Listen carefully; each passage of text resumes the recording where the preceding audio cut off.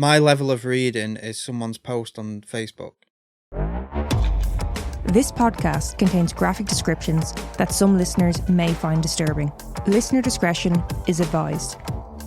Now, with that being said, welcome to the Mortal Musings podcast. Right, let's do this.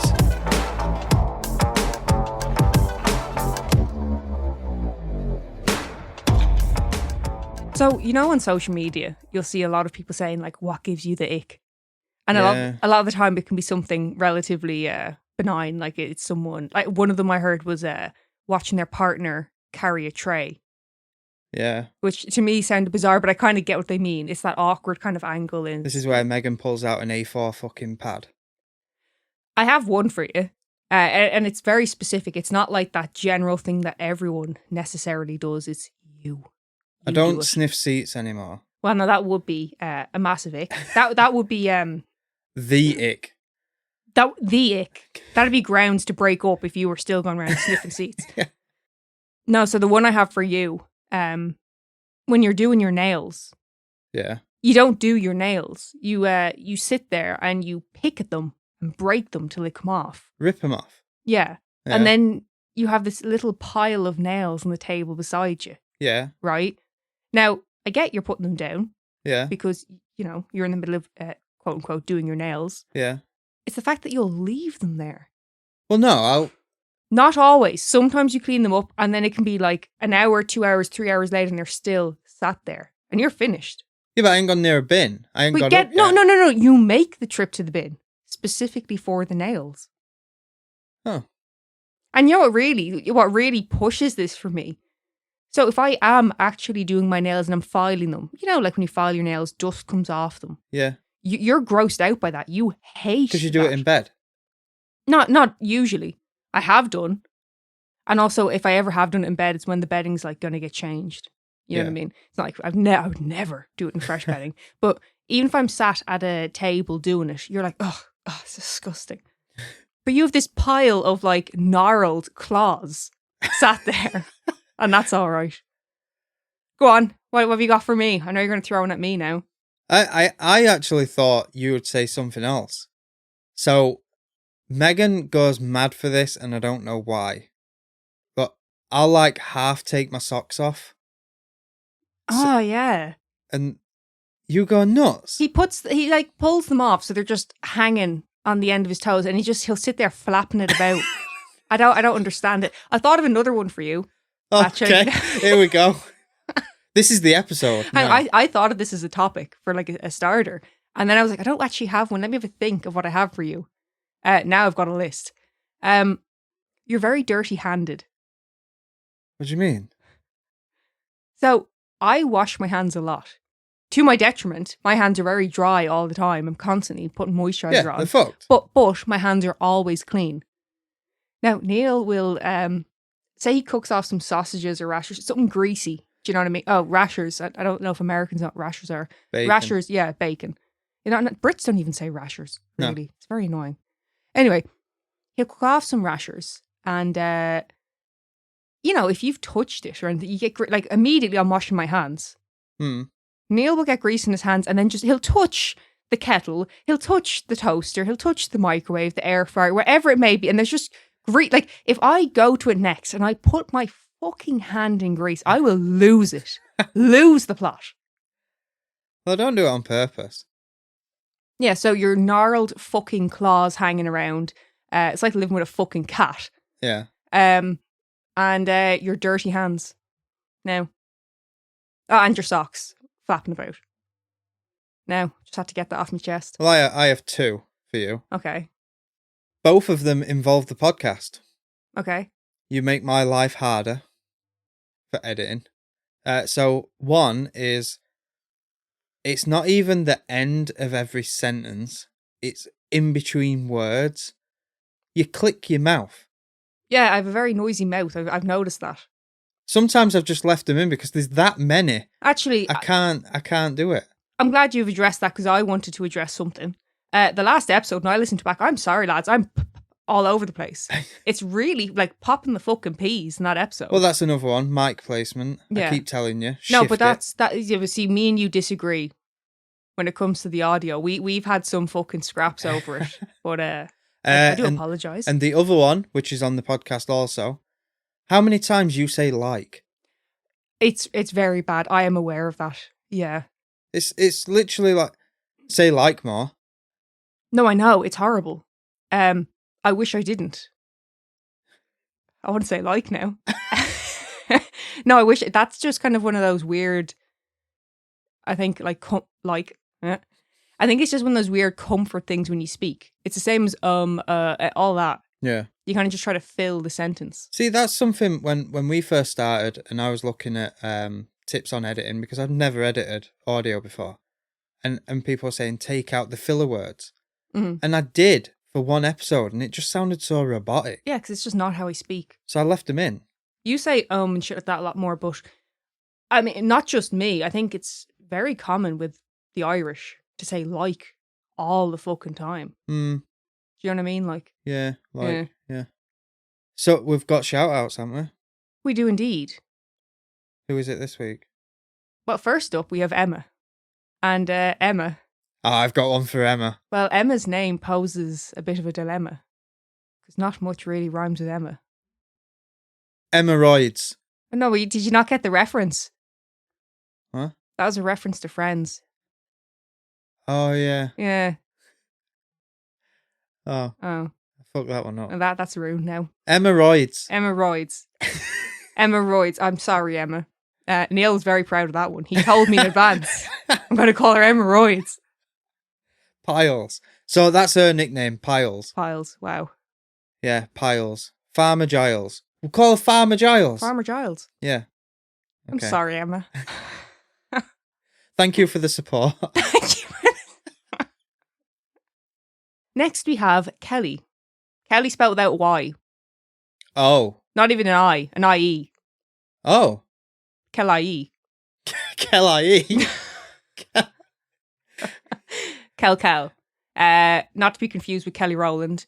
Any other Kellys? Can you think of any other Kellys? Kelly Clarkson. Kelly Clarkson. Yeah, it's also not Kelly Clarkson. There's another Kelly, but he's a very bad one. We're not going to mention him. Oh, R. Kelly. Well, I just said it's R. Kelly. It's R. Kelly. See, the thing is, with your accent, that's fine. If my accent, no. It's R. Kelly. There we go. That's her nickname, R. Kelly. We're not do you know, this round of shout outs is it's not doing great, is it? But if you notice, the shout outs have become more derogatory. Bullying. Yeah. But they want it. They want it. Fucking the victim blaming here. Now, last but not least, we have Dallas. Yee. That's immediately what came to mind when I saw yeehaw. Yeah. Dallas. Yee. That's some country name right there. We also we know Dallas's nickname. Yeah. Yaya. Yaya. She couldn't speak when she was a kid. Is that what it were? She's like, yeah. I don't know. Is it? I don't know. Well, what did you say? So, yes. Thank you for your support. Yeah, so with Dallas, it's our first mother and daughter duo on the Patreon. Yeah. You're right there. We're starting to get the families in. We're starting to indoctrinate people. Do you know what I mean? The Irish do. Yeah. It's actually quite fitting that you say that. What do you mean the Irish do it? Everything's like family run and like everyone's related to everyone over here. So you work with your fucking relatives. I would get offended by that, but I'm related to half the people in the area. I come from two very big families, and that's just on my dad's side of the family. Yeah. Never mind my mother's. And a father's father and his father's father's father. What about them? You got something to say? No, it's actually interesting you say that about bringing families in and indoctrinating them into our community. Yeah. Because today we're going to be talking about cults. Okay. Yeah. So you think our Patreon's a cult? I mean, you think the Mortals is a cult? I mean, it could be. It could turn into. I don't have any plans as of yet. But No, today we are going to talk about the cults of Donegal. Well, that's just Donegal, isn't it? What are you getting at? What are you slagging the Irish for yet again? Well, it's not just the Irish. No, the Irish slag Donegal. They say there's nothing up there. The most boringest place. I've never been to Donegal. When I was in secondary school, there was one girl in my class who was from Donegal, and she just got slagged because she was from Donegal. Yeah, I'm not saying anything, but since I moved over here, the only things I've heard about that area is it's shit, nothing happens there, Nothing. nobody's from there. That's what the Irish say. Well, I've actually never been, so I can't say. I'm sure it's beautiful, though. Why haven't you been? Because there's nothing to go and see? I haven't actually been around Ireland a lot. Like, I've been to quite a few counties, but not gone to them for a weekend away or, you know what I mean? Yeah. I've just been through them kind of thing.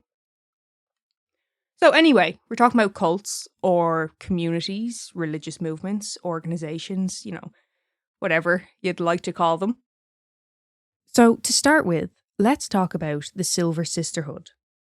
The Silver Sisterhood, also known as the Rhenish Community, was a religious movement that moved to Ireland in 1982 from Yorkshire, England. Of course they did. Are all cults religious? No, not necessarily. Okay. Sometimes it's more of a communal living situation. Not such a heavy emphasis But you on just religion. call that a community, not a cult. Yeah, but some of their views and the things they do can get a little bit intense and kind of, you Bit have to live cultish. this way. A bit cultish, yes. They settled in the village of Burtonport, County Donegal. And around this time, there was just 7 members. They gave their house the name Andrehid Bio, which means the Bridge of Life. Wait, can you just change the name of the property? Yeah, if you want to, yeah. So we could call ours the Bollock Inn.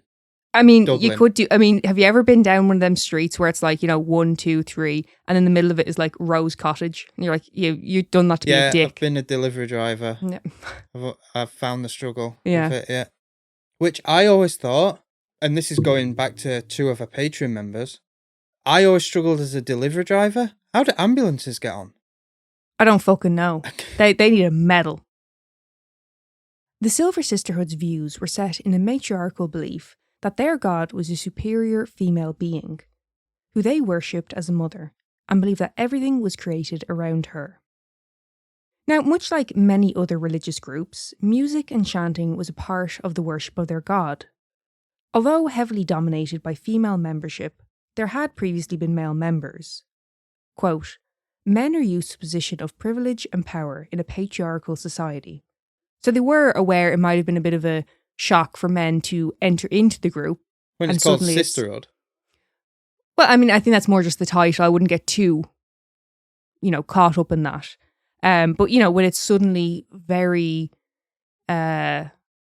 female dominated and their god is a feminine Yeah. superior, you know what I mean? It's kind of, but, they were hopeful.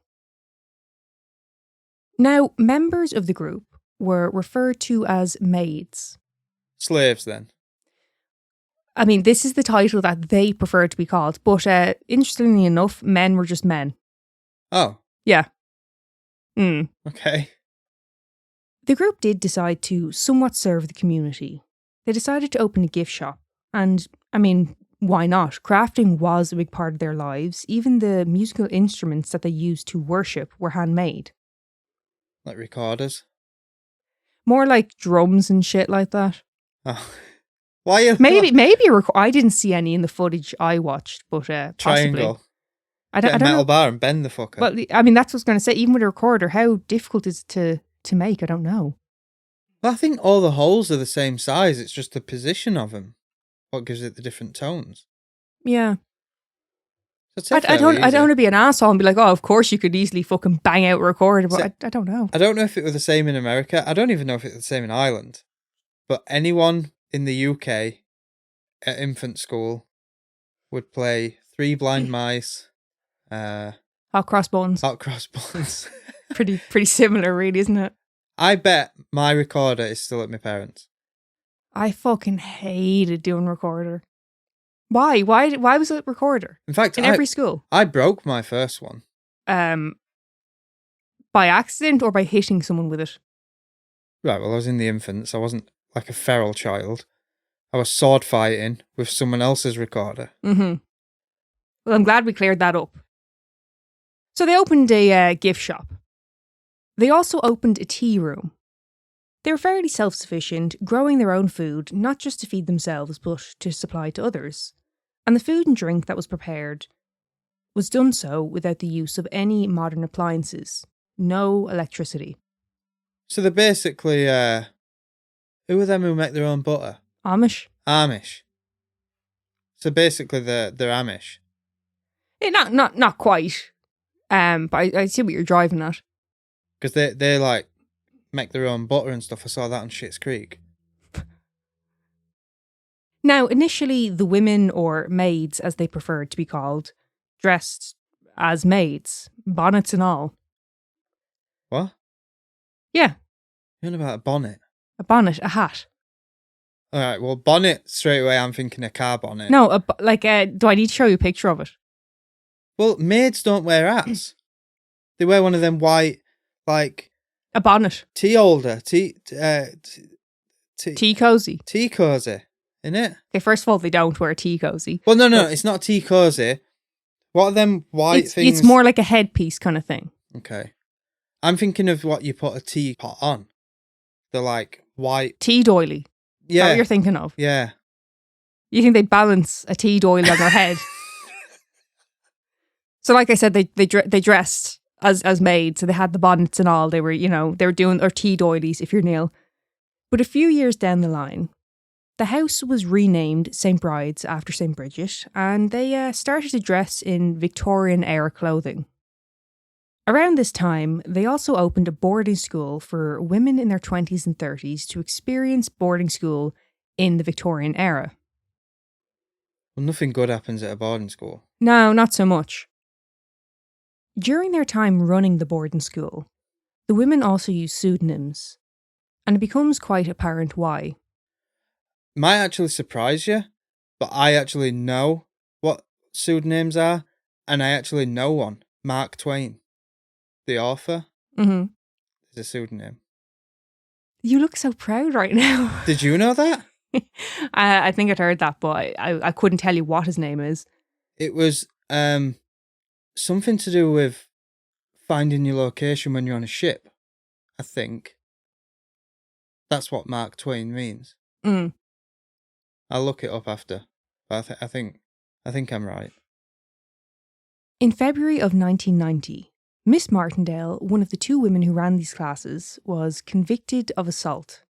She had caned someone across the buttocks, and she received a 2-month suspended sentence and a £100 fine.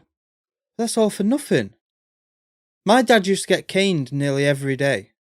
Well, do you want me to make it a bit weird for you? Okay. Well, actually, no, hang on. Sorry. My dad used to get caned. These were adults. Yeah.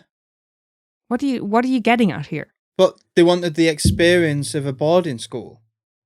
Your dad didn't go to boarding school. No, he went to public school. And he wasn't going to school in the Victorian times. No. And he wasn't a woman in her 20s or 30s. No. So what the fuck are you talking about? I must have got wrong end of stick, but wrong end of the fucking cane. It's what you'll fucking get if you keep up. Go on, did you want to continue? I daren't spec. Now here's where it gets a little bit weird. A little bit odd. Okay. The teacher, Miss Martindale, she claims that this was consensual. It seems a bit of a weird thing to say, doesn't it? Consensual caning. Yes. But according to reports, there was another side to this school. Quote, bundles of sadomasochistic and lesbian magazines. Schoolrooms completed with blackboards, desks and canes.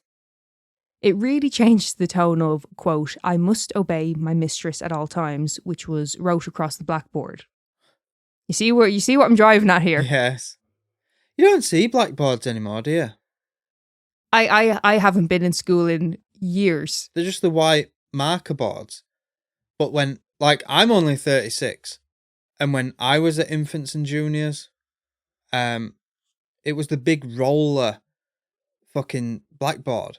Oh no, we didn't have a roller, it was just fixed. And I remember I put the board rubber right on the top of the blackboard. Mm-hmm. So when the teacher pulled it down to get a blank side, it come down and hit him on top of it. They're fucking solid. Jesus, could have got a fucking concussion from that. Yeah. So anyway, it's taken a bit of a turn in this boarding school.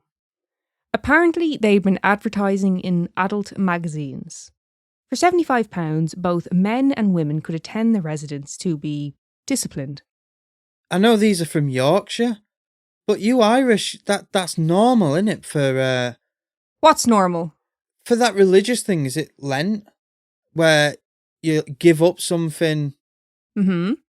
Like, Yeah, where are you going with this? I know I'm using Father Ted as a reference, but like they get dumped in ice baths and get dragged around by a tractor. Yeah, it's like they have to repent. Yeah. Yeah. So you do that anyway. No, like it's not quite what you're getting at. So they were kind of trying to mask this as, you know, we're going to bring young women in and teach them how to be a lady. You know what I mean? They're going to get the experience of boarding school in the Victorian era. It's kind of, it's fun, but you're getting taught. And that was kind of just a front for sadomasochism. Like it was more of a... So it's not like walking around with books on your head. I mean, they might have done that. I wasn't there. But, you know, there was definitely a more sexual side to this. And it actually led to the group being described as a fetish club. There was reporters who actually answered the ads and went to see what would happen. Okay. So aside from their crafts and tea room and schooling, another way for St. Bride's to raise money for their group was creating text adventure video games. How's that a video game? Text Adventure video games. Before we had the more modern of the actual full-on, Call of Duty, all the graphics and everything that we see today, you would have text adventures. Like word Have searches. you never played them? Do you mean like a word search? No, like text would pop up on the screen and you'd go through the story kind of thing. No. That was No. No. Okay. So anyway, that's what they did. St. Bride's started making text adventure video games, and although they did not approve of modern technology, they argued that these games were fine because they required a level of concentration and commitment. I mean, the argument seems a bit thin to me. It sounds more like they got a whiff of money and sold out. Yeah. So some of the games they created include Bugsy, which was set in Chicago during Prohibition, and Jack the Ripper. You play as a suspect and you have to find the killer in order to clear your name. And this was the first to receive an 18 certificate. They also released a game called The Secret of St. Bride's, where you play as a schoolgirl, just kind of acting the bollocks, getting into hijinks type of thing. Is it getting into hijinks or getting up to hijinks? I've never heard that saying. What's that? Hijinks. The fuck is hijinks? Like acting the bollocks, acting the idiot. Larking about? Yeah. Say larking about. You at school. Okay. In 1992, the group left Burtonport and relocated to Oxford. After leaving their home, magazines as well as other publications were found. They included far-right and anti-Semitic content. They'd also been in communication with the leader of the British National Party, John Tyndall, who had expressed his admiration for the group. I bet he did. So that's the Silver Sisterhood. Hope you enjoyed it. I don't really understand. I wish I could give you more information on them. It's all a lot and kind of getting thrown at you at different points. And you kind of feel like as soon as you're getting into it, you're jumping off elsewhere. But that's literally what they did. Yeah, you kept trying to trip me up, like with hijinks, but at least I knew what pseudonym were. Hijinks is not... That's not an unusual word, I don't think. Like, a lot of people have heard of hijinks. No, never heard it in my life. And I've been around 6 years longer than you. But I didn't grow up with me head in books. My level of reading is someone's post on Facebook. And if it's a long one, what do? I pass it to you and go, read that, it's a long one. You do, yeah. So that's the bulk of the Silver Sisterhood and their time here. But before that religious movement came to Donegal, there was the Atlantis Commune, or the Atlantis Foundation, the Atlantis Primal Therapy Commune, as they were known. Just pick a name. It's all variations, isn't it? You know what I mean? The first commune was established in 1970 by Jenny James in London. After facing controversy in the UK, she moved to Burtonport, County Donegal 4 years later and set up the Atlantis Commune. Donegal again? Yes. Right, so anyone who says to me, no, it happens in Donegal, I can go, well, have you heard of Silver Sisterhood? And have you heard of the Atlantis, whichever name they go by? Well, this is the thing that, fucks me up, right? Lived in Ireland my whole life. I only heard about this, these two communities, about 3 or 4 months ago. Yeah. Why did no one tell me? I'm gonna have to fucking go to my mother. I'm gonna go to my granny and go, did you know about this?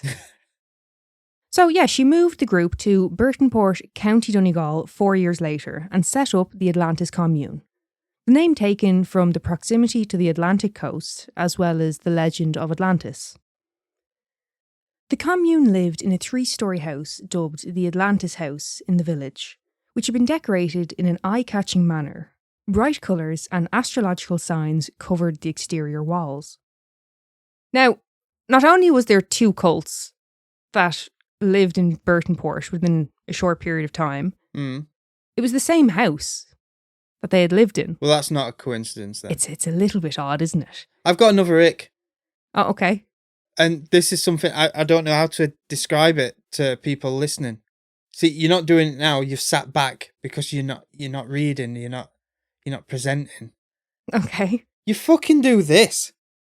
I think it's that's like a nervous thing or something. I don't know. Elbows are out, fingertips are down, all touching each other. Do you know what I look like? I look like a cult leader preaching.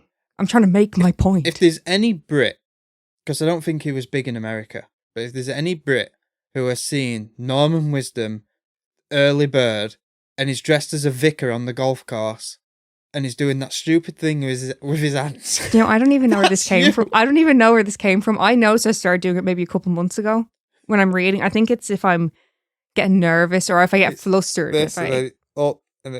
Neil's going to do a fantastic job editing this episode, but I keep fucking up my words. Sometimes it happens. You just have a bad episode. You just can't speak.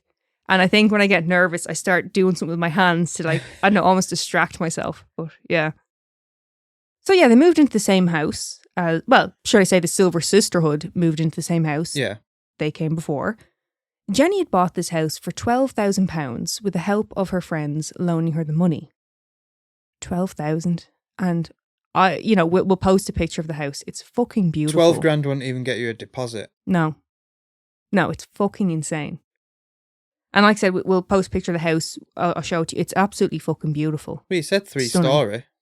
But what I mean is there's even space there and everything. It's not even crammed in. You know, it's in a small village. It's beautiful.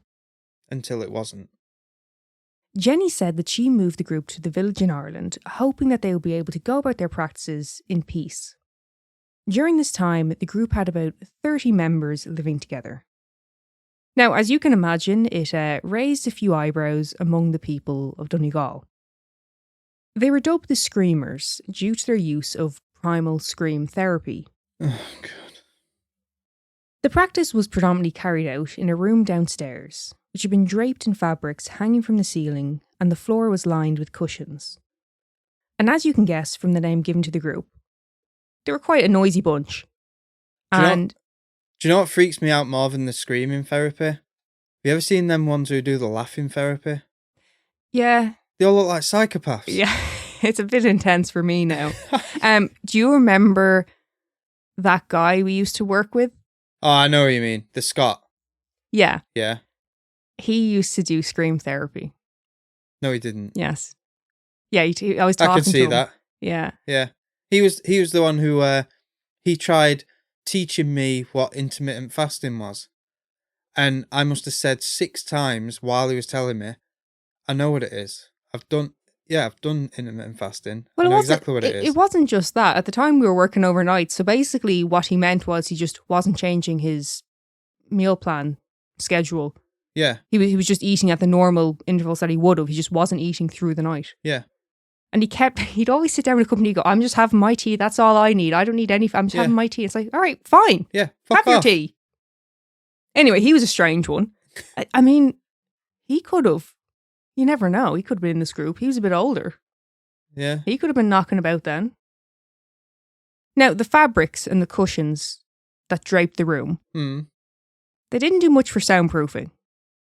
In an interview with RTE, Jenny described their use of primal scream therapy as helpful and healthy.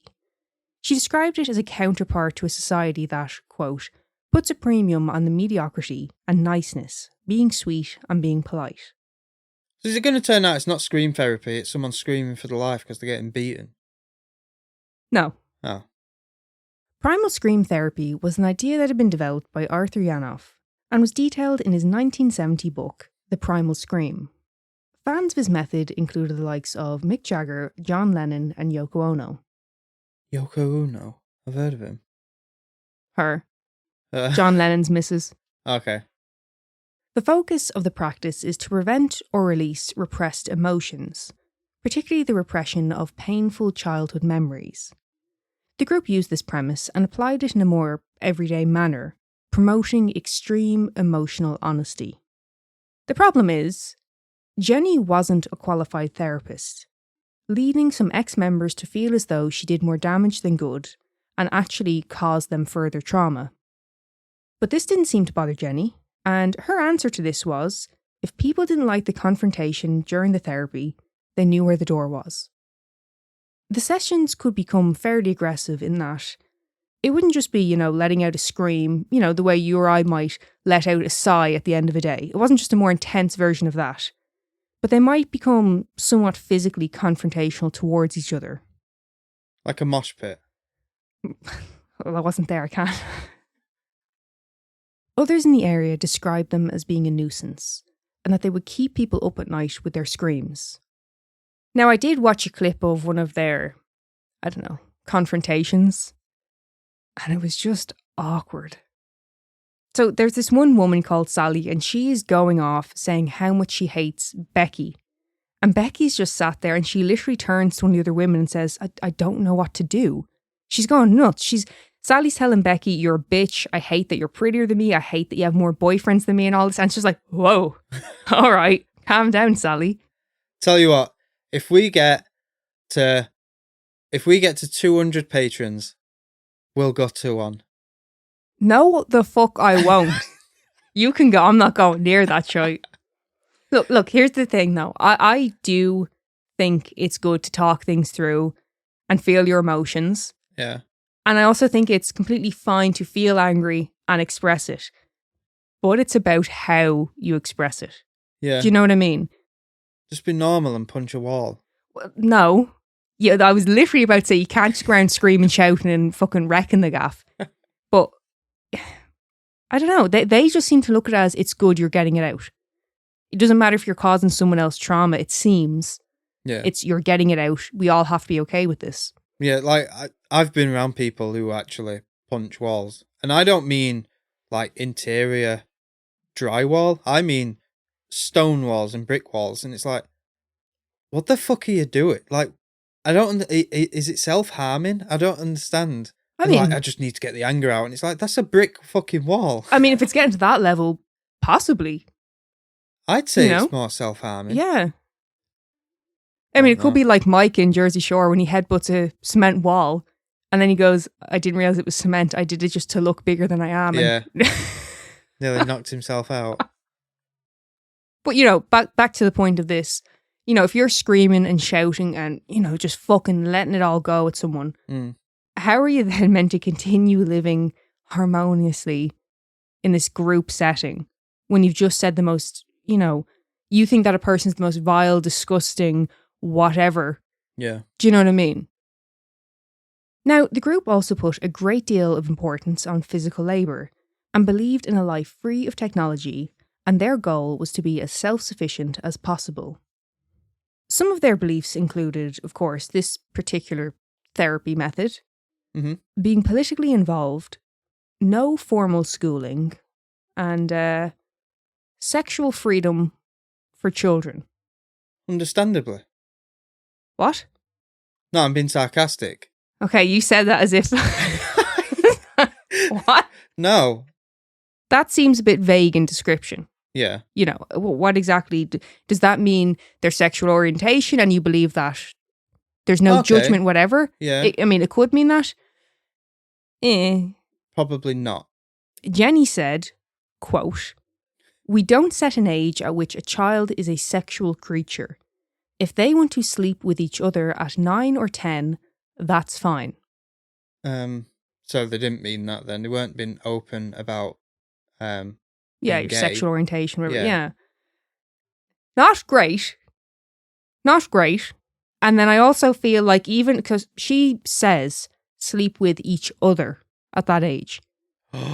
Yeah. So it's not just kids. No, that's what I'm saying to you. She says it as if it's other kids sleeping with each other. Never even mind the complicated conversation around that. Yeah. I feel like that opens the door for an adult to be like, there's no defined age at which. Yeah. You know what I mean? So not great. No. The group had a free love way of living. In one of her books on the topic of male sexuality, Jenny recommends sleeping 3 to a bed, 2 men and 1 woman. She also shared her stud theory, which is that she believes men are only of use for sex and chopping wood. What? That's Jenny. I can cook. I don't know. Clean. I don't know if the stud theory is a thing. I don't know of it, or if this is Jenny's specific theory. I don't know. But there you go. All this time you thought you were a podcaster. Apparently you're only good for sex and chopping wood. I ain't even got an axe. So you're failing. So I'm A for stud. Fuck Jenny. Well, I mean, this is the thing. They were just talking about maids, you know, the last group we talked about. Yeah. I don't own a bonnet. I'm failing as well. Fuck Jenny. Yeah, I think some of her views are a little bit out there. Jenny states herself that there were no successful relationships that resulted from the commune. Which, I mean, I suppose that depends on your own definition of a successful relationship. Yeah. But she goes on to say that they didn't have happy people coming to them. That's why they were there, because they had problems and needed help. Yeah. I mean, you could say that they indoctrinated the more vulnerable members of society into their group to further their agenda. You could say. But who knows? You could say that she's that out there. Nathan in his thick glasses can't even see her. How did I know? I didn't think it would come back around that quickly. Now, their house became known to the locals. It was sort of, you know, the weirdos over there, stay away from them. Yeah. So far from what we've learned, I mean... You would be petrified if you lived in that area. I mean, this is if you had kids as well. This is a small village in the 70s. Yeah. You know what I mean? So... You imagine you live there and you've got kids. You'd be petrified for him to even leave the house. Yeah. Well, the government agreed with you on that one, Neil, because members of the government would actually eventually call for the deportation of the group. In 1976, they received bomb threats after they were accused of abducting a woman. In 1978, a documentary titled The Family was made for RTE about the commune, although it was deemed too disturbing to be broadcast and was not released until the 90s. And then they got rid of him and brought Tuverin in. What? And then they got rid of him and then they brought the Tuverin in. Well, they weren't bringing anyone in. These fuckers were moving here of their own accord. In 1980, the commune relocated to the island of Innisfree, just off the coast of Donegal. While there, they rented 3 cottages, as well as some land for their goats and cows. To make the butter. Could have been. And cheese. Cheese. They were also the same as Silver Sisterhood in that they were trying to be self-sufficient. Yeah, independent. By 1989, Jenny decided it was time to move on from Ireland and set her sights on South America. Her goal was for them to make their way to Bolivia, but they ended up settling Colombia. Are they out of their mind? Colombia, they'd chop the fucking head off over there for that sort of carry-on. That's a fair fucking point. They wouldn't stand for it. Yeah, they didn't end up living in the safest environment while in Colombia. But Jenny said, quote, I thought it was time to cut the umbilical cord with all Western civilization. My goal was to go back, and back to a more natural way of life. How'd that work out for her? Well, once Jenny saw Colombia, she said, quote, I was completely seduced. Colombia had something so vibrant. It's a country which has everything. Which, I've heard Colombia is beautiful. It could well be the case. Also has a lot of violence. Or it could be that they wanted somewhere more isolated, somewhere remote where they weren't going to be under scrutiny. Yeah. I mean, there does seem to be a bit of a pattern here. From London, a major city, they moved to Burtonport, Donegal, with a population of 300, then to the island of Innisfree, and then moved to a remote area of Colombia, which is surrounded by FARC. What? FARC, it's guerrillas. Okay. Rebels. I thought you were being rude at me then. No, FARC is rebels. Okay. We don't want to be fucking surrounded by rebels. No, you don't. While in Colombia, members of the group reached to about 60, and they now lived on a 200-hectare farm. At this point, they were pretty much self-sufficient and heavily focused on ecological issues. They not only grew their own crops, but would tour schools teaching about ecological farming techniques. They also expanded their operation to include a second farm. One of the members of the commune, Anne Barr, said, quote, We lived in tranquility for a long time. People came out of curiosity to see what these crazy gringos were doing, because we were in an area where there shouldn't be foreigners. Which, the area that they were living in was Icanonzo, and like I mentioned, with FARC, it was guerrilla territory. Right. So, this community are living among rebels, which, whether they were wise to believe this or not, they took some comfort in it. They're fucked. Well, see, they felt as though they were protected by the rebels. But with that, you gotta play by their rules. Yeah. In 1991, 4 masked armed robbers stole 1 million pesos, which was roughly £700 at the time, from the commune. The guerrillas found the men who had done this, made them return the money with interest. So they were getting some protection from the rebels. Okay. But things took a turn in 1998. The commune were told to leave their second farm over fears from the rebels that they were spies among their visitors. The 15 remaining members were asked to leave. Quote, We had very good relations for a while. It never really entered our heads that there would be physical danger. Now put down and piss off. Basically. On the 9th of July in the year 2000, 19-year-old Tristan James, the grandson of Jenny, had planned to return to Ireland.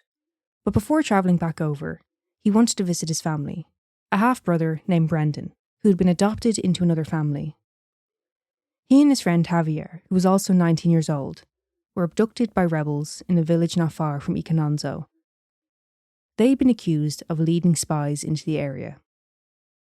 They were held for a day and given a mock trial, before having their throats slit and were then decapitated. Their bodies were doused in petrol and then burnt. Their remains would later be found in a mass grave. Fucking hell. Following this, Brendan's birth father took him out of the country. Brendan's adoptive family were also murdered for speaking out about the deaths of Tristan and Javier. His family said of the murders, quote, We just never imagined that something could happen to our group. It seems a betrayal of Tristan to say this, but Colombia is our home. We feel more rooted there than ever, because once your blood is spilt somewhere, you have a link to it. The deaths of Tristan and Javier rocked the Atlantis community. Some members left over the reality that this was in fact an incredibly dangerous area to be living in, and as some of the younger members began to enter adulthood, they decided they wanted to leave and start their own lives. In 2020, the BBC aired a documentary titled The Downfall of the Screamers. Faye Planer spent a week with Jenny James and her daughter on their current farm in Colombia. By 2020, Jenny was pretty isolated compared to her time spent within the commune. Jenny's described herself as being, quote, suicidally lonely following the exodus of her former followers. Another member of the commune still lives close by to Jenny, although they are no longer on speaking terms. And that's the sus with the Atlantis Commune. So for them, it really, really went downhill, and actually resulted in the murders of 2 young men. Yeah. But like, even someone who's not as bright as me, straight away was like, you don't live amongst rebels. Yeah, but this is a 19-year-old boy who knew no different, probably. Yeah. You know, Jenny, she knew better. She knew/knows what she's doing. Yeah. Tristan, on the other hand, he was 19. Yeah. You know? And his mate. Yeah. Yeah, it's a weird one because he'll have been born into it, so he won't know any different, but I don't know what to think of it. Well, there's still a fair amount of mystery that remains around these 2 communities. And I feel like the more you find out, the more you're questioning. I think particularly when it comes to St. Bride's, you kind of, whether it's the kind of BDSM side of it or the video game side of it, considering they don't like technology. Yeah. You're kind of like, okay, here's this little grain of information. Now give me more. Yeah. And that's kind of it. And then they fuck off back to Oxford and you're like, all right, okay, well, just leave us all over here in Ireland shook. Yeah, no, I do wish I could tell you more, but I feel like a lot of what I was reading was opinion based, and it seems to be a lot of speculation as to what exactly was happening in that house in Burtonport. Yeah. But none of us can say for absolute certainty. But it wasn't good. I'm going to say not good. But that's the Cults of Donegal. Fuck 'em. Who'd have thunk it? Huh? In that beautiful little fishing community. So like I said earlier, next time an Irish person says to me, no one goes to Donegal, nothing happens in Donegal, I can say to him, well, did you hear about the 2 cults? Yes. Lads, here's your not party piece. What is it? Like your fuck it, party 15 piece. 15 minute of fame. Yeah. Theme. Right, so Oddity.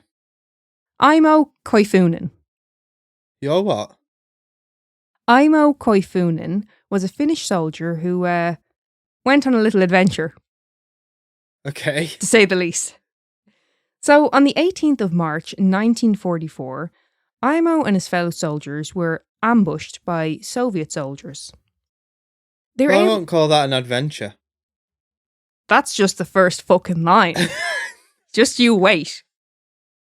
They were able to flee the surrounding soldiers on skis, and Aimo, who was tasked with guiding this patrol, was understandably exhausted after this. A lot of fucking adrenaline going, obviously physical capability.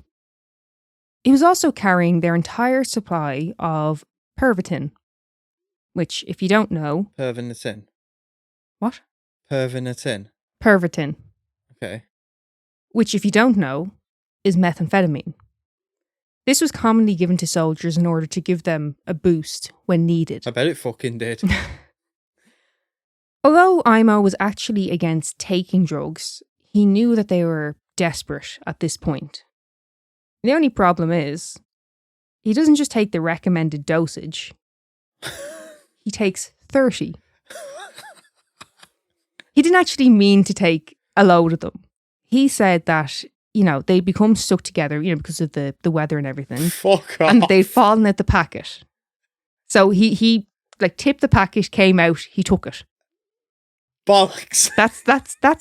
That's his story, and he's sticking to it. Also, bear in mind, he's wearing gloves. It would have been a bit fiddly, and he didn't. Aimo didn't have time to fuck about in this situation. Yeah. So he just, So as you can imagine, he was off his tits. Aimo was now absolutely off his fucking ticks. Aimo was absolutely off his fucking tits, absolutely bombing it through the snow. And they do manage to escape the Soviet troops. I bet he fucking did. He'll been like fucking Flash Gordon. But he also escaped his fellow soldiers. They couldn't keep up with him. So they had fallen behind. And during this, his vision starts to become blurry and he's starting to lose consciousness. The following day, he wakes up. He's on his own, no ammo, no food, and he's travelled over 100 kilometres. And he's still high as fuck at this point, might I add. I thought you were going to say he woke up and he were in Fiji. So what does Aimo do you think? Sets up camp and waits for his teammates to catch up. No, he keeps skiing. So during his travels, he ran into Soviet troops multiple times, And he also skied over a landmine, causing it to explode. Now, he was injured, but he did survive, taking shelter in a ditch and waiting for help.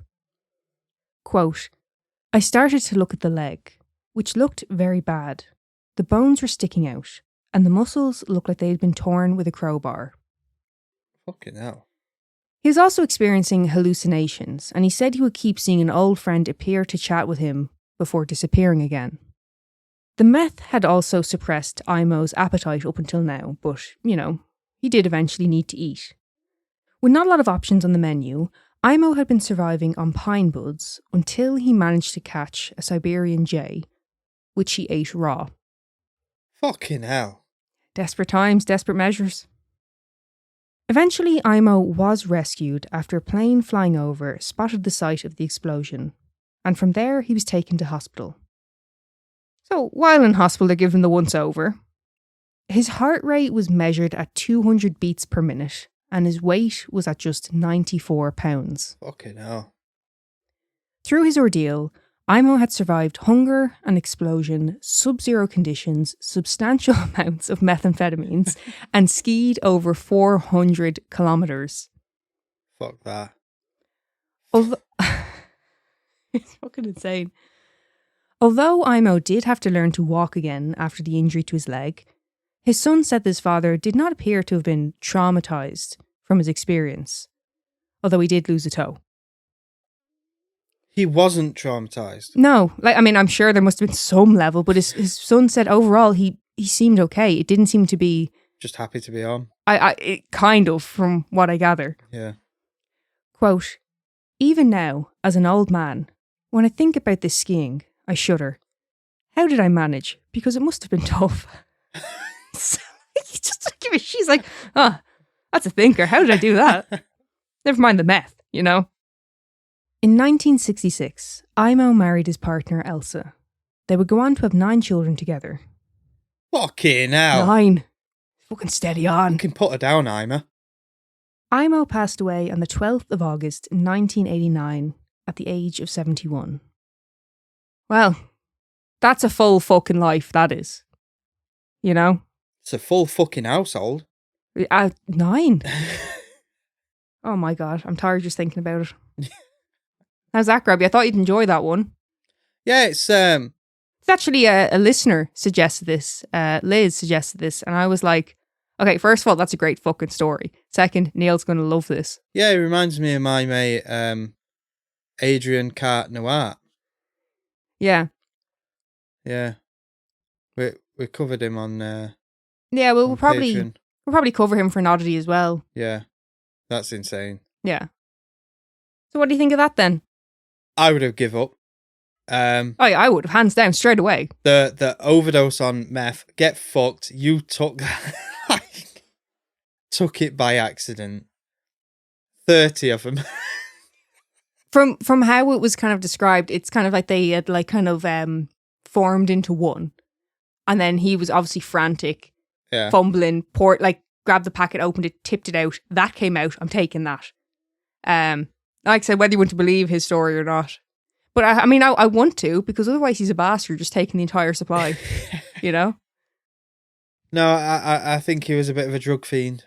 He was against drugs, though, up until that point. Allegedly. Allegedly. I bet he is now. Thank you so much for listening. Find us on Patreon, TikTok, Facebook, and Instagram. If you have a case suggestion, or maybe even your own story, email us at mortalmusingspodcast@gmail.com.